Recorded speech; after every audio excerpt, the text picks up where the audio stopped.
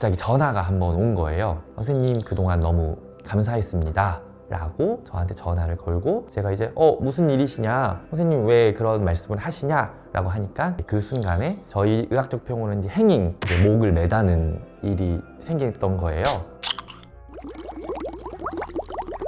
지금 정신건강 전문요원으로 활동하고 있는 곽재원이라고 합니다. 반갑습니다. 보통 이제 트라우마가 생긴다라고 저희가 생각할 때 각 개인마다 감당할 수 있는 스트레스의 수치가 100이라면 이 100 이상의 스트레스를 지속적으로 받았을 때 생기는 증상을 저희가 트라우마 증상이라고 표현합니다. 보통 저희가 두 가지 특징을 말하는데요. 하나는 플래시백, 그리고 나머지 하나는 신체화, 이렇게 두 가지를 가장 큰 특징이라고 해요. 플래시백 같은 경우는 그 트라우마가 일어난 상황, 본인이 느끼는 감정들이 그 해당 장소나 기억 같은 게 그 어느 한 현장에서 겹쳐 보일 수 있잖아요. 그럴 경우에 그 장소라든지 그 사람들이 아님에도 불구하고 똑같은 트라우마를 겪게 되는 것을 플래시백이라고 하고요. 보통 신체화라는 건 그런 트라우마로 인해서 실제로 내 몸이 아프지 않은데 아픈 것처럼 느껴서 내과에 가서 진료를 보고 온갖 검사들을 다 하지만 아무 증상이 없는 것들을 저희가 보통 신체화라고 합니다. 당연하죠. 이제 보통 한 사건의 트라우마 하나가 생긴다고 가정을 했을 때 본인이 겪는 사건이 다양하면 다양할수록 다양한 트라우마에 시달릴 수도 있습니다. 트라우마가 치유되지 않는다라고 하면 이 트라우마를 받아들일 준비가 되지 않거나 트라우마를 해소할 수 있는 카타르시스를 본인이 느끼지 못한 경우일 가능성이 높아요. 트라우마가 해소되지 않았다 보다는 해소하는 데까지 아직 준비가 되지 않았다 라고 보시면 좀 더 편할 것 같고요. 준비가 되지 않더라도 상담을 통해서 아니면은 전문의의 의학적 진단이라든지 처방에 의해서 트라우마를 해결하는 데 도움이 될 수는 있습니다. 가장 두드러지는 것은 개인위생이 되지 않습니다. 샤워를 하거나 나를 꾸미는 행위들, 이런 것들이 되지 않기 시작해요. 이게 가장 보편적인 초기 증상이고요. 그리고 아무래도 정신질환이 너무 다양하다 보니까 이거를 이렇다라고 표현할 수는 없지만 정신장애의 가장 기본적인 공통의 문제는 개인위생이 되지 않는다. 이거를 첫 번째로 꼽을 수 있을 것 같습니다. 도를 넘어섰다 라고 보통 보면 머리를 일주일 동안 감지 않아서 머리에 비듬이 엄청 떨어지고, 비듬이 한 개치 이상이 생기게 되면요, 거의 상처나면 딱지 생기듯이 딱지가 지기 시작해요. 아니면 오랫동안 씻지 않아서 몸에서 심한 악취가 난다든지, 손톱이 너무 길어서 부러지고 갈라지는데도 불구하고 손발톱을 자르지 않는다든지, 이를 너무 오래 닦지 않아서 이가 다 상해서 이가 다 빠지던지, 이렇게까지 하시는 분들도 있으세요. 저도 대학교 4학년 때 이제 우울을 한번 겪은 적이 있는데요. 사실 그때까지만 해도 저도 이제 이 분야를 전공하기 전이라 제가 우울하다라는 걸 몰랐었어요. 근데 말씀드렸던 것처럼 개인 위생이 안 되기 시작하고 이제 귀찮은 거죠. 씻기도 귀찮고 하기도 귀찮고, 그러다가 어느 날 거울을 제가 보게 됐는데 사람이 아니더라고요. 제 대학교 선배한테 나 힘들다 라고 얘기를 했어요. 그랬더니 먼저 병원을 갔다 와봐라 해서 제가 부모님한테 전화를 해서 물어봤었어요. 나보고 정신과를 가라는데 정말 가도 돼? 나 이거 가면은 기록 남아가지고 나중에 간호사 못하는 거 아니야? 나 취직 못하는 거 아니야? 이랬는데 저희 부모님이 되게 단호하게 아니야, 그럴 리 없고, 그리고 그럴 수 없어, 그러니까 그냥 동네 병원 가듯이 편하게 가서 진료 보고 약 먹어 라고 하시더라고요.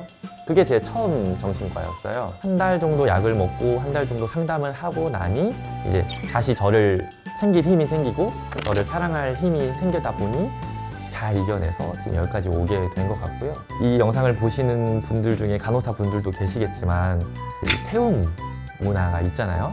저도 그걸 경험했던 사람 중에 한 명이어서 딱 처음에 태움이라는 걸 딱 경험했을 때 저항할 수 없는 어떤 힘에 짓눌리는 느낌이었어요. 직장에 저의 악플러가 있는 거죠. 그냥 짓눌리는 것밖에 할 수가 없겠는데 라는 생각이 들었었을 때, 이전에 내가 정신과 병원에 가서 상담받고 치료받았던 게 생각이 나서 그 힘으로 다시 이겨낼 수 있었던 것 같아요. 네, 아무래도 진료를 보면 이제 진료 기록이라는 게 이제 남게 되는데요. 그 진료 기록은 그 진료 기록을 작성한 의사와 본인만 열람을 할 수 있고요.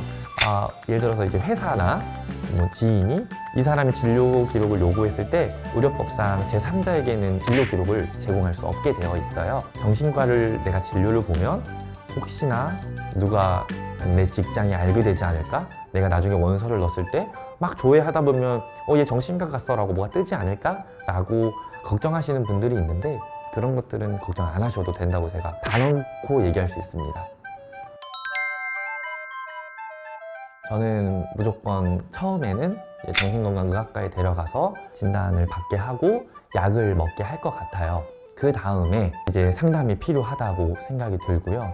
왜 약을 제일 처음에 권하냐면 정신질환에 걸렸다는 건 저희 감기랑 똑같이 몸의 밸런스가 무너졌다고 저는 생각을 해요. 그렇기 때문에 약을 통해서 1차적으로 몸의 밸런스를 찾고 그리고 나서 마음의 병, 고민, 말하지 못했던 것들을 상담을 통해서 치료를 해야 조금 더 효과적이지 않을까라는 게 제 개인적인 견해입니다. 사실 병원에 가자 했을 때 맞아 그런 것 같아 라고 해서 따라와 주면 너무 좋지만 아직까지도 정신과에 대한 이미지가 보편적이지 않고 어르신들은 특히 그런 데를 내가 왜 가?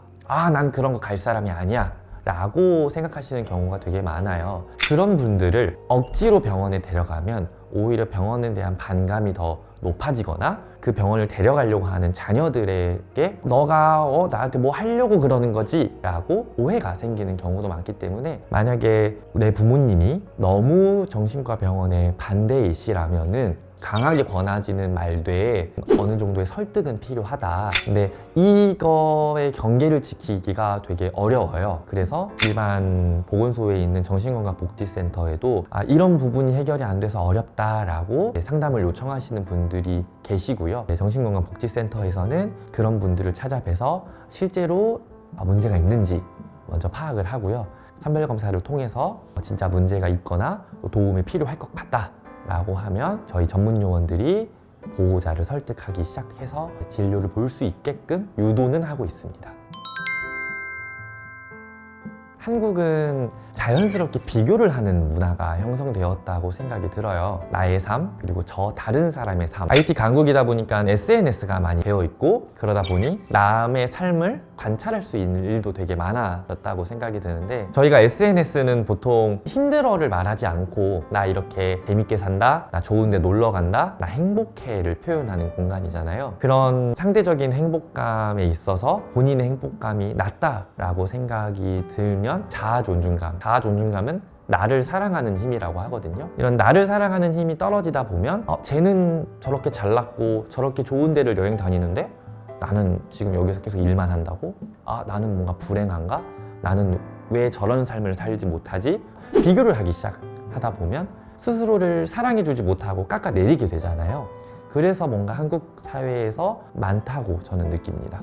보통 트라우마를 많이 겪는 직업군은 저희가 흔히 아는 소방관 분들께서 아무래도 재난에 조금 더 가까운 상황에 계시기 때문에 이제 그런 분들께서 조금 더 어려움에 계시지 않나라고 생각이 들고요. 그런 분들의 상담을 도맡아서 하는 정신건강 전문 요원들도 트라우마에 좀 시달리는 경우가 있어요. 제가 중독에서 일을 할 때 갑자기 전화가 한번 온 거예요. 선생님 그동안 너무 감사했습니다 라고 저한테 전화를 걸고 제가 이제 무슨 일이시냐, 선생님 왜 그런 말씀을 하시냐 라고 하니까 그 순간에 저희 의학적 표현으로 이제 행잉, 목을 매다는 일이 생겼던 거예요. 이제 그 상황에 이제 핸드폰을 잡고 있고 저랑 통화는 계속 되고 있으니 그 소리가 수화기를 넘어서 저한테 들리는 거죠. 그때 당시에는 그 상황을 대처하기 위해서 다른 직원들과 의사소통을 통해서 다행히 환자분을 구출하고 생명을 유지하셨지만 이게 나중에 돼서 그 소리가 기억에 굉장히 많이 남더라고요. 되게 기분이 좋았던 기억이 하나 있는데요. 병원에서 근무를 할 때 저한테 항상 어깨를 항상 피시고 팔을 이렇게 하시면서 오시는 어르신이 한 분 계셨어요. 그분이 항상 딱 책상을 한번 탁 치세요. 아직도 저는 그 목소리가 기억나는 게 간호사 그냥 보고 싶어서 왔어 하고 다시 돌아가세요.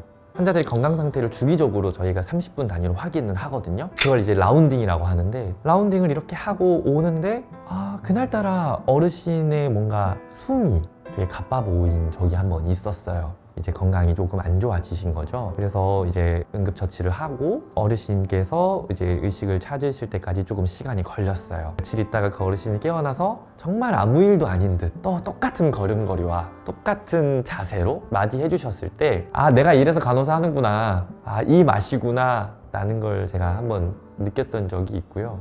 좀 슬픈 기억 하나는 오랫동안 거의 30몇 년을 알코올 중독으로 사셨던 분이신데 아, 내가 술 끊어서 뭐해? 술 먹고 오히려 죽는 게 낫지. 누구 좋으라고 내가 술 끊어? 이제 이렇게 말씀하셨던 분이 이제 계셨었어요. 한 1년을 그분을 잘 계시는지 확인도 해야 하고 혹시나 건강적으로 문제가 생기진 않을까라는 생각 때문에 이제 1년 동안 거의 매주 찾아갔었는데 병원에 있을 때는 환자들한테 연락처를 가르쳐주면 안 돼요. 근데 이렇게 보건소에서 일을 하거나 그럴 때는 이제 환자분들과 원활한 의사소통을 위해서 자리 번호를 오픈하는 경우가 있거든요. 어느 날 갑자기 어르신께서 저보고 빨리 와달라고 하시더라고요.